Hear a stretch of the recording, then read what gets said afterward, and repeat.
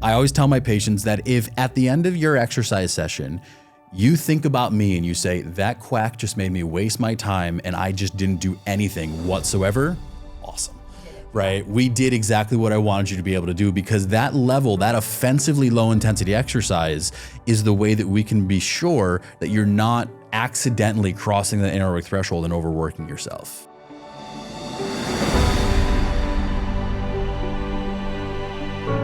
Welcome to the Hope and Help podcast, where we talk about science and science-based tools for fatigue and chronic illness. I'm your host, Haylie Pomroy, #1 New York Times bestselling author of The Fast Metabolism Diet, leading health and wellness expert, and you guys, I am back in school. I am here finishing my PhD in neuroimmunology, and I will always be a fierce advocate for those in need of a bit of help and hope.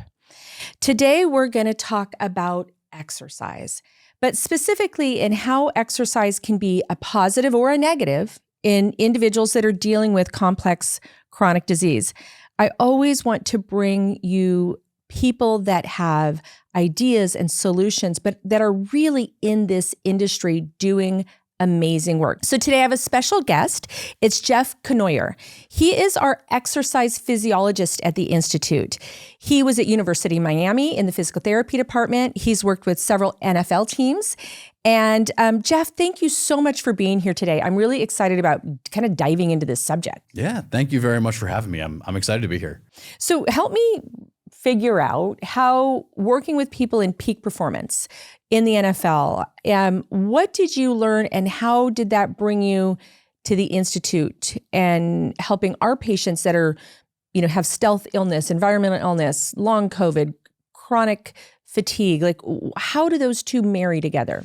It's actually really interesting because when we take a look, when I was working with high-level athletes, especially when I was working in a physical therapy clinic, we would have a lot of younger athletes coming in. And one of the things that we'd always be worried about with them is overtraining syndrome, right? So essentially it's when someone works too hard and their body almost gets stuck into the on position, right? Yeah. So I always say that when an athlete or when anybody really is doing too much, their body, my mom always used to tell me that if I made funny faces, they'd kind of get stuck that way.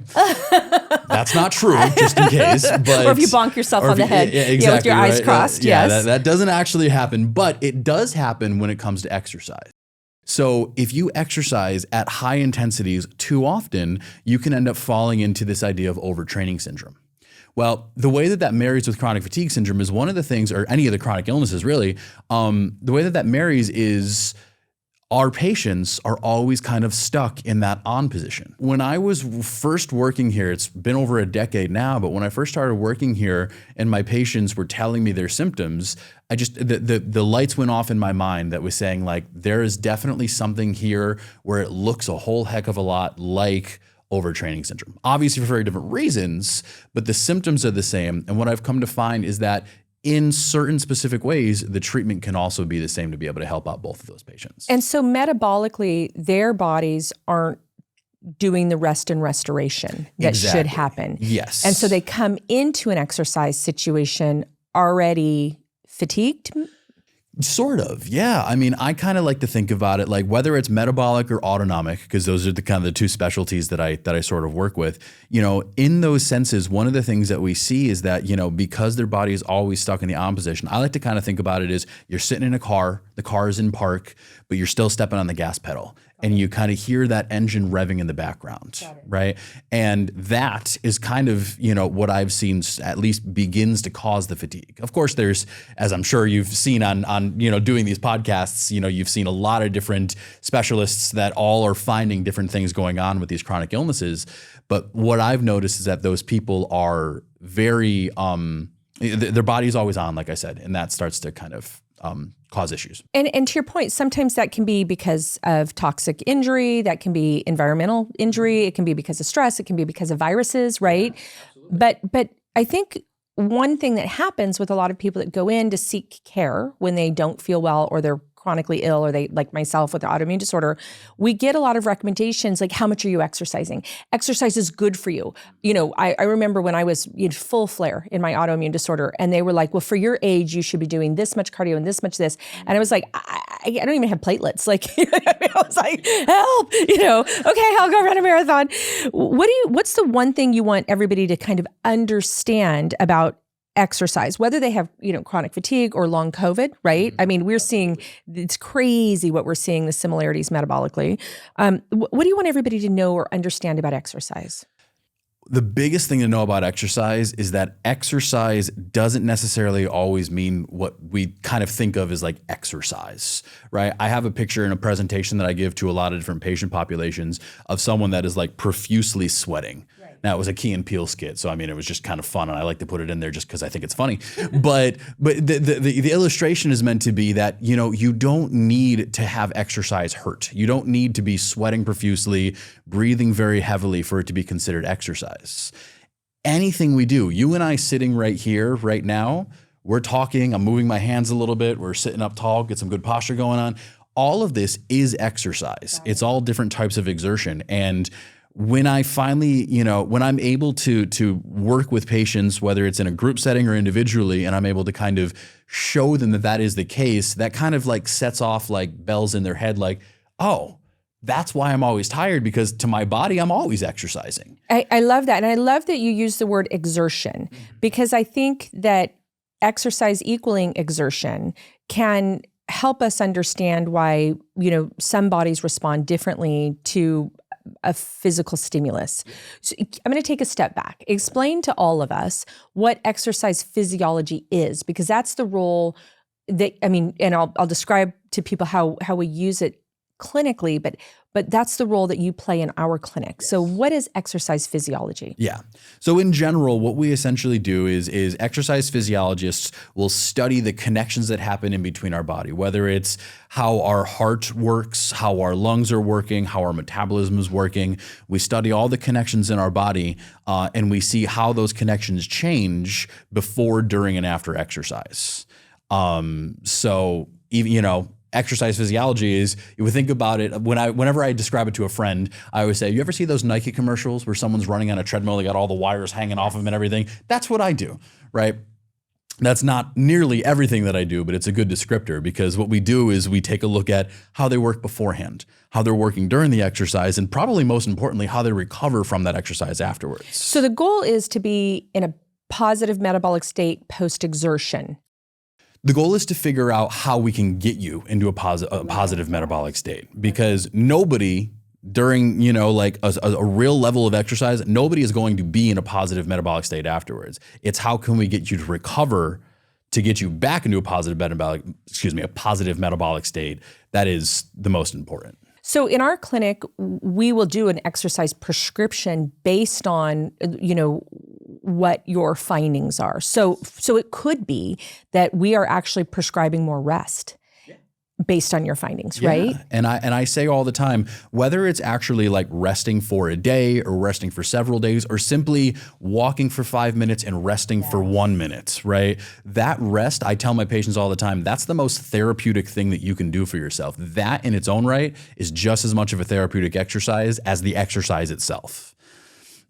So yeah, when I look into those sorts of things, that's one of the things that we see, is that when we get that rest, again, minutes, hours, days, weeks, whatever the case may be, when we get that rest, we can see that physiological reset. We continue to train that, and that works out very well. And so the prescription for it, or the determination of how much exertion and how much rest, is based on all of the findings that happen when we send people to you. Absolutely. And just to make it clear, we can do these sorts of prescriptions without having the exercise test. Obviously, for as many people as I can, I will want to do the exercise test, right. But I also see a lot of patients that are not local to me and that don't have access to the very sophisticated technology that's required to be able to do these sorts of things. So we can do it otherwise, but if we can actually get people into the lab and get them doing these exercise tests, it reveals the level of fat versus carbohydrate metabolism. There's a lot of dynamics there that are very important. Yes. I mean, the energy that's given off with fat metabolism versus carbohydrate metabolism is profound. The efficiency of fat metabolism versus carbohydrates. I don't know if you've discussed this already in your podcast or not, but there's something called ATP, which is adenosine triphosphate. That's kind of like the energy currency of the cell. And just a brief kind of number situation, if you are burning your typical 16 carbon fatty acid chain, that's what usually floats around in your body, you get usually about 129 units of ATP for each carbon molecule, for each fat molecule that you burn. Yep. When you're burning carbohydrates anaerobically, you get 2. Yeah. And the stark difference between the two is just insane. So I'm just going to stop for a second because that's really profound. Mm-hmm. When you burn fat efficiently, when you say the molecules, basically the units, it's like little batteries. I always think of it that way. Yeah, it's a you great get 129 batteries when you burn a molecule of fat. Mm-hmm. And if you burn a molecule of carbohydrate, you get 2 little batteries. 2. And I just want to make it clear because that's the farthest ends of the pole. So we have other ways to burn carbohydrates where it might get up into like the 30s. Anaerobic glycolysis, which is the fastest, least efficient way of generating energy, that's where the 2 comes into play. But that's where people that are not well. I mean, like when I had exercise physiology done, when I was working on my wellness journey, it was so profound for me because I ride horses competitively. I'm a competitive person. I'm an ornery person. You know what I mean? I'm go, go, go, go, go. And when I learned, and that really helped me design food programs for people that aren't well. We have anti-inflammatory programs. We have programs for people with, chronic fatigue. All of those aspects of it was to understand that crisis intervention, we go into anaerobic metabolism, which gives us so much less energy than functional metabolism. I mean, that's what's so heartbreaking. It's such a vicious circle. Like that was shocking for me. I guess it was also like I learned that I had to eat to treat. Okay.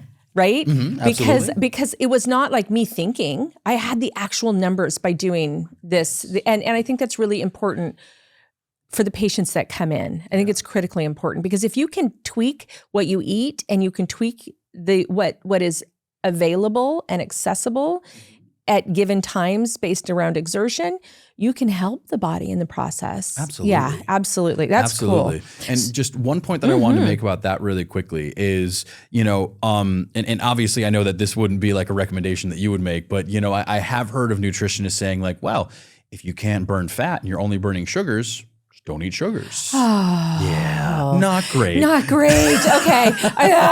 So you know what? I mean, okay, then be depressed because you can't make serotonin, dopamine, L-DOPA. Like, you know what I mean? I just don't. Yeah, no. And the whole keto thing, don't even get me. Like, we're not getting into that. My heart is broken, right? That people that aren't well get prescribed those types of diets. Absolutely. The metabolism of complex carbohydrates, because it is that quick acting, when the body goes through the healing process and can metabolize carbs are magical. Yes. Yeah. Absolutely. Yeah. And let's be real, if you don't consume the carbohydrates, your body's going to make them anyway.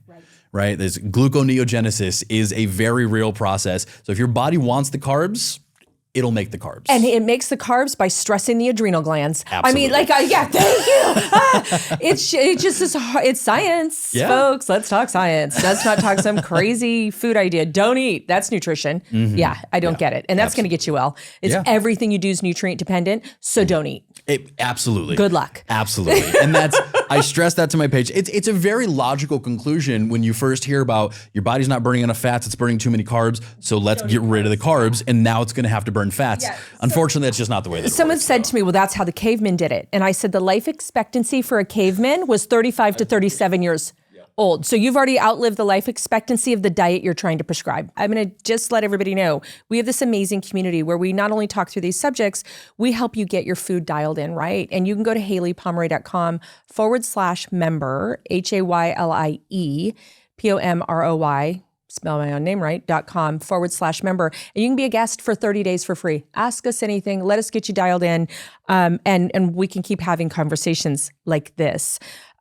Jeff, we are so fortunate at the Institute to have you. how can people incorporate, what are some at-home self-diagnostic ways that people can understand when exercise exertion becomes detrimental and when it's restorative? That's a really good question. I really like that. One of the biggest things that I tell my patients, because again, not every one of them can come to the Institute and to see me and to see the practitioners that we have. So one of the big things that I say is, from an exercise standpoint, one of my most important lessons is about the talk test. All right. So right now we got the cameras that I would imagine can't really see our legs, right? So both of us could be pedaling away underneath this desk with those little under the desk pedalers. I'm not, I don't believe you are, but let's pretend. Let's pretend that we're doing that. Yes. But what we can kind of see from that is, right now both of us are talking and we don't sound out of breath, right? Unless I was sitting there kind of doing one of these.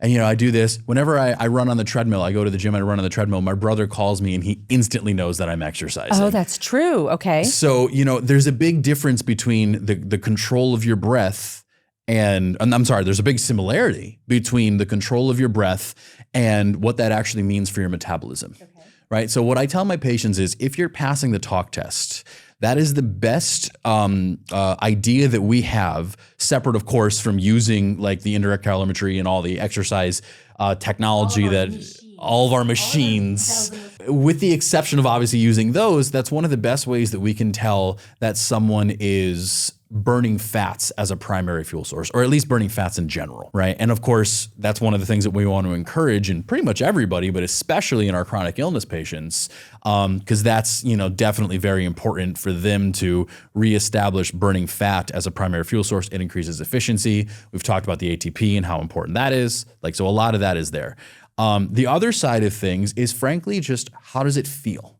Right. I have a lot of patients. I just spoke with a patient the other day who is saying that, yeah, I can go and I can exercise for 20 minutes. I can go for a nice 20-minute walk. And I feel fine while I'm doing it. But then as soon as I get home, I just have to rest. And I don't necessarily crash, but I can't really do very much for the rest of the day.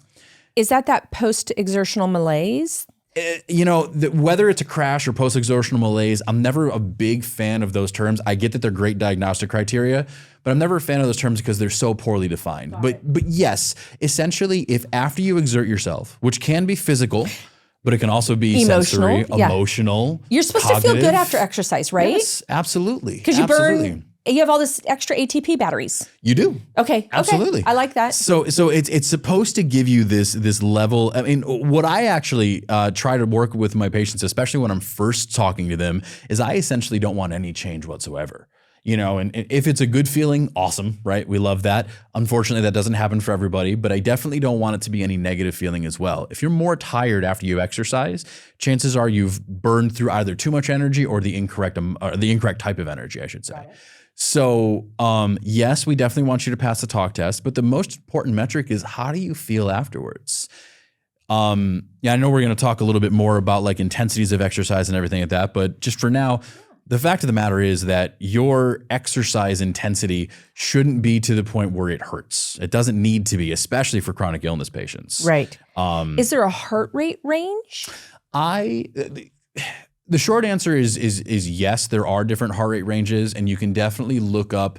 One of the very simple calculations that you can make is, if you do 220 minus your age, and then you multiply that by 0.65, that's about 65% of your average heart rate range for like what I would want. That's usually where we see the highest level of fat burning. I'm going to do this again.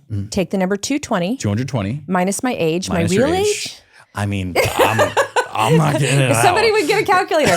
220 minus 53 last week, and then times it by 0.65. 0.65. So take 65% of that. Okay. And that's where my heart rate should be during cardio?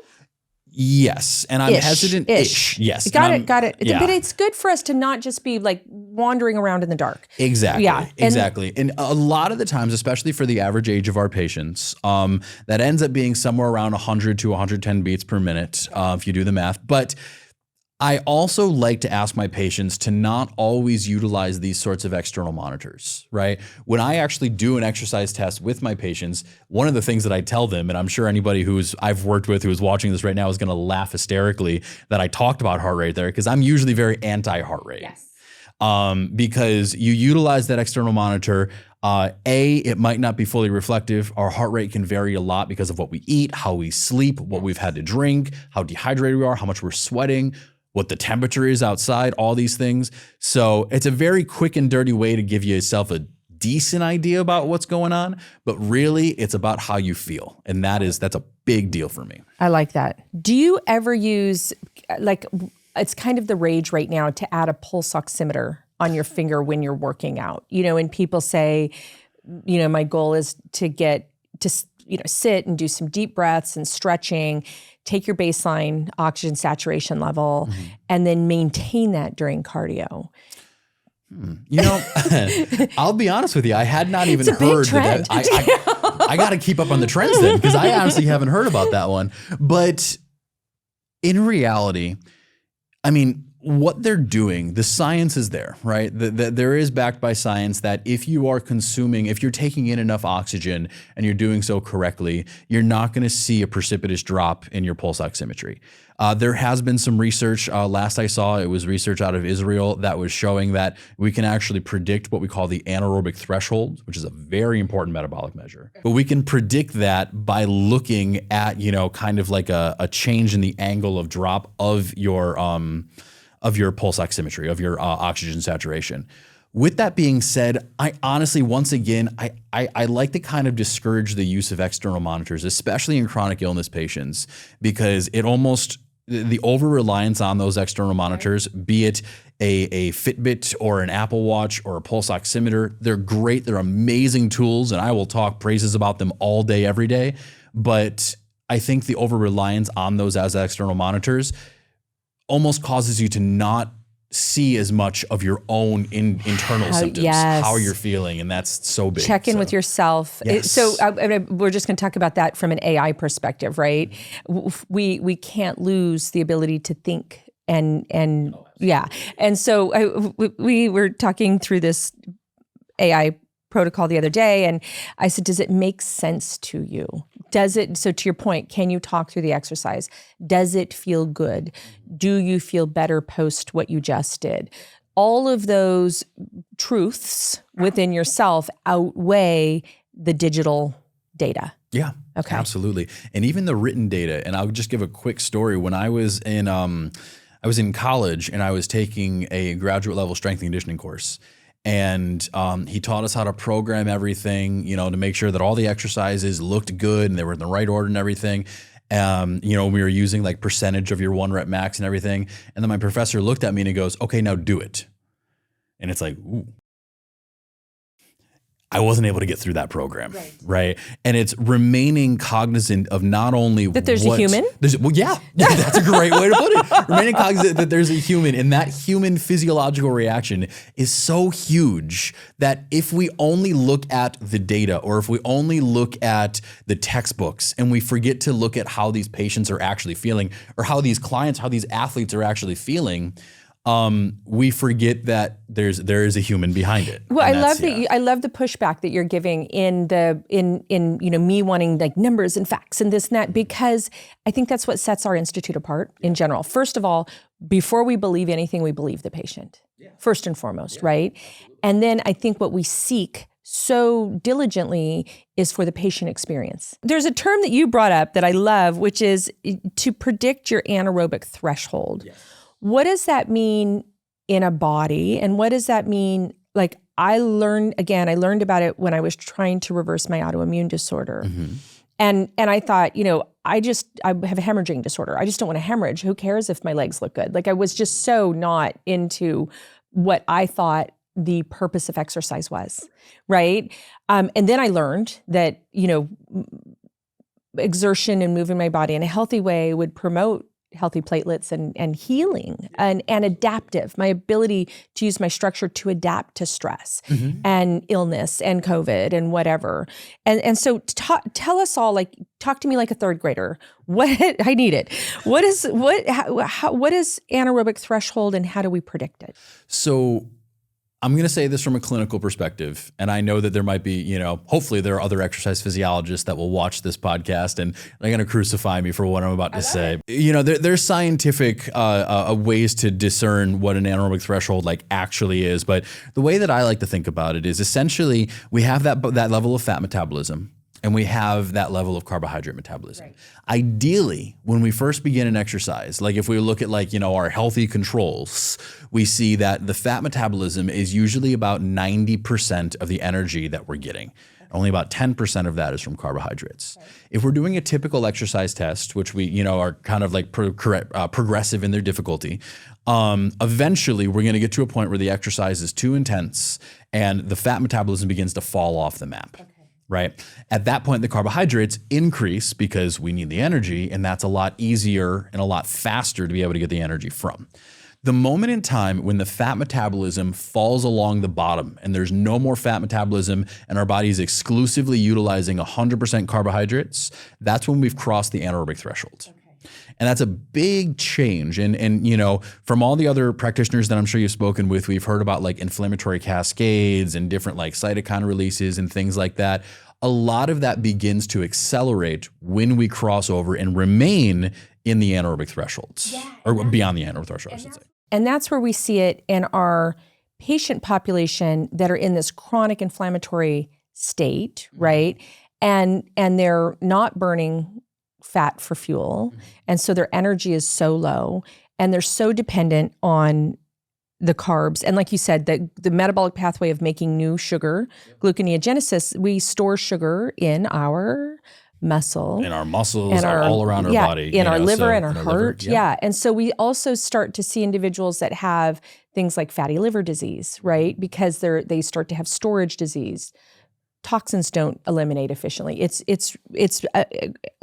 just kind of like when you say a cascade, it really disrupts the entire body's capacity to get well. Yeah. Yeah. Absolutely. So that's the thing, is that one of the things that we see is when we do like a comparison of what we call like a sedentary healthy control, which is an individual that doesn't have any of these chronic fatiguing illnesses, but also is not like a trained athlete, just kind of like a couch potato healthy is another way that we put it. When we do a comparison between those patients, a CFS patient and a sedentary healthy control, their time to exhaustion, the amount of time that they're actually doing the exercise test, is not significantly different. There's no statistical significance that shows that a CFS patient can't do as much exercise as a healthy control. Where the differs is in the presence of the anaerobic thresholds.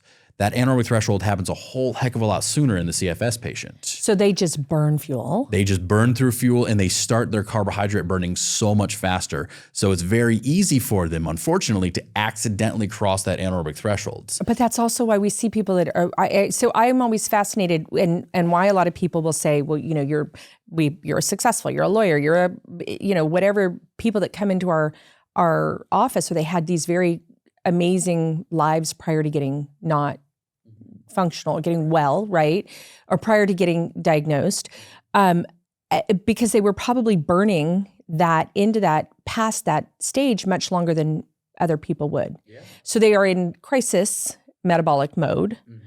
And then that causes all this distress on the body. And then, like you said in the very beginning, this all just came full circle for me. It's like the car's in park, but you're just pushing on the gas. Exactly. And to bring it even farther back, it's, my mom said your face can get stuck that way, right? That is, they are in that metabolic crisis all day, every day. Eventually the body just believes that's where we got to be. So if that's where you get stuck. If a person feels like they're in this, they feel like they're in this, like I can keep going, but I know that it's at a cost. Yes. That's the way I always say it. I don't have an off button personally. Mm-hmm. And so I've had to really listen to myself to whether it's set an alarm and say it's time for bed, Haylie, or whatever it is, right? Because I'll just go all night long.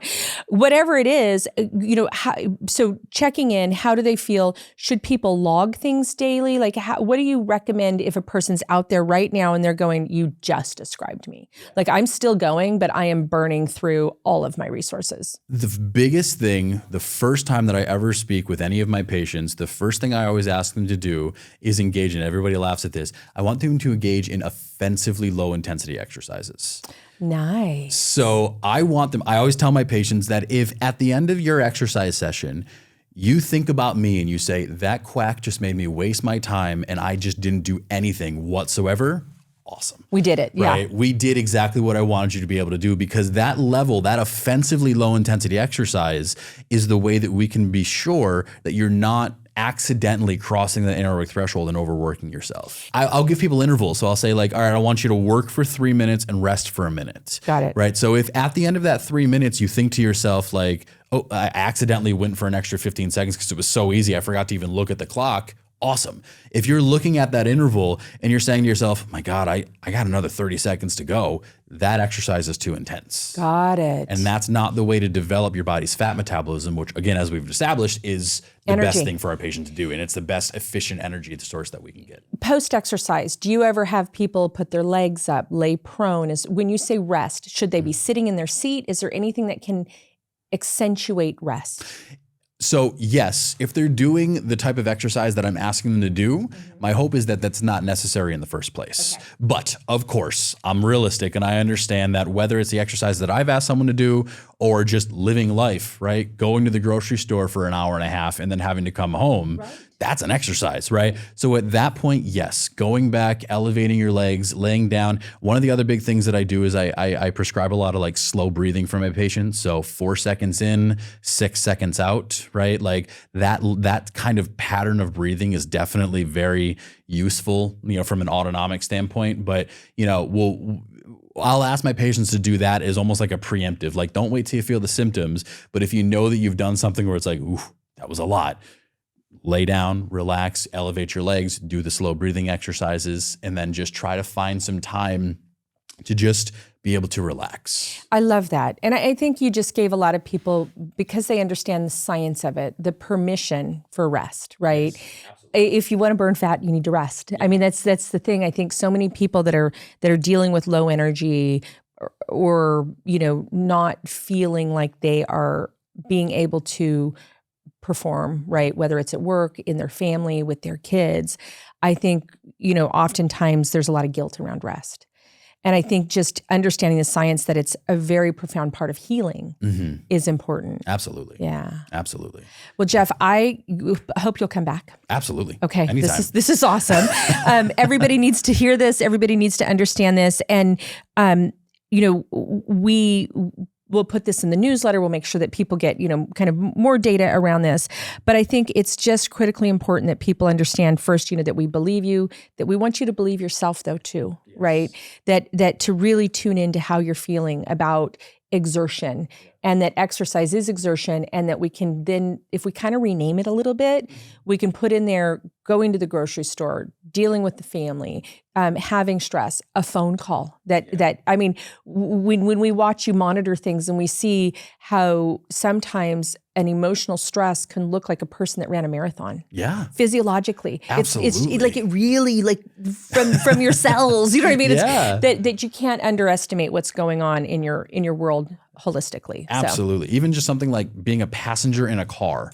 Right? If you're driving for a long period of time, my wife and I go up to Orlando a lot. So, being a passenger in a car is in and of itself exertion. And learning that these sorts of journeys that people might have to take, again, we do our best to accommodate, everywhere that we can. We have a couple of different locations around South Florida that we can see people for like these sorts of tests and everything like that. So, we always want to make sure that we're meeting people where they are so that they're not overexerting themselves just to come and to work with us. Right. And we're a huge advocate. We think that exertion, exercise, but managing that anaerobic, threshold, all of that is so important, I think, and really a cornerstone of how we get patients well. Absolutely. So Jeff, thank you so much for being here. And I look forward to all the questions you guys are going to ask, and we'll have you back.